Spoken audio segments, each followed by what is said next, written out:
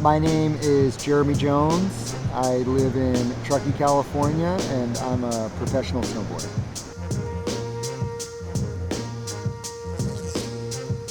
I am camping in Cardiff, California over the Thanksgiving holiday, getting in one last hit of beach time before 8 months of winter. I board slide on a rail probably about 6 years ago.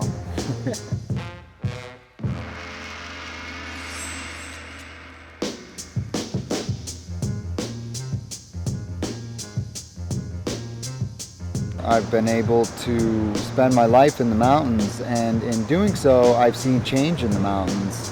We as a group, snowboarders and skiers and mountain enthusiasts, need to do something about it because it wasn't happening. So it took a couple of years to get my ducks in a row, and in 2007 I started Protect Our Winters. The goal with Protect Our Winters is to unite the winter sports community to come together to fight climate change.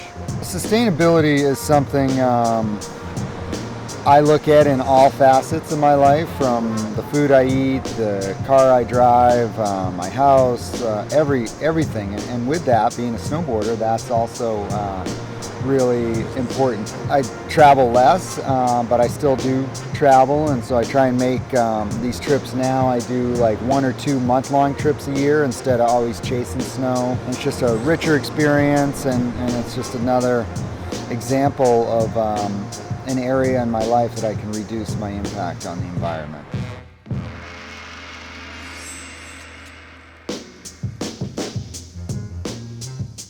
It's really exciting, these new kids coming up, because no longer do they come up with the playbook of like, all right, you move west, you buy a snowmobile, and you snowmobile every day to be a pro snowboarder.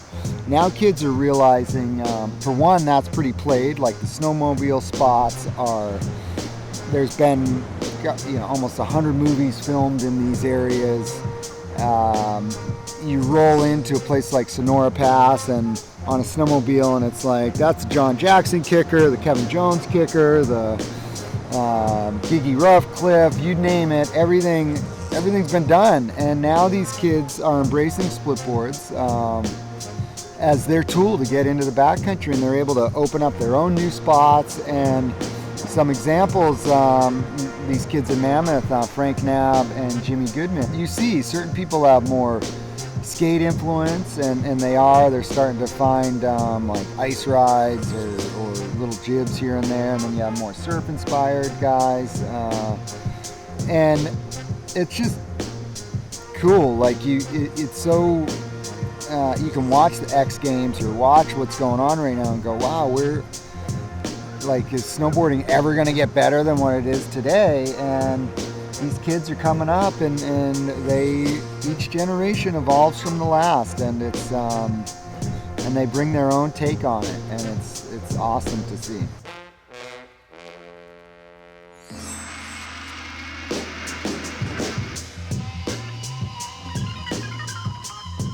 The beauty of the mountains is there's no one way to ride it, and I'm a product of watching like so many amazing riders, and I take little pieces here and there, and I still find myself at a mountain,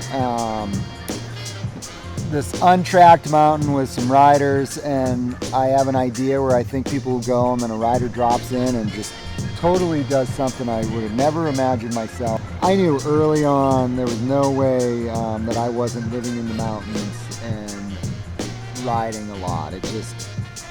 Coming from Cape Cod and going up to Vermont and seeing the snow and seeing the mountains and the vibe of the whole mountain community, it was so clear and obvious to me that I was living in the mountains.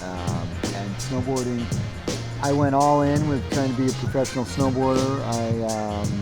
There was no backup plan, and I think that's what got me through some hard times of serious groveling. It's been the same for 25 years. It's like, find the best lines you can find, ride them safely, and try and challenge yourself and constantly learning.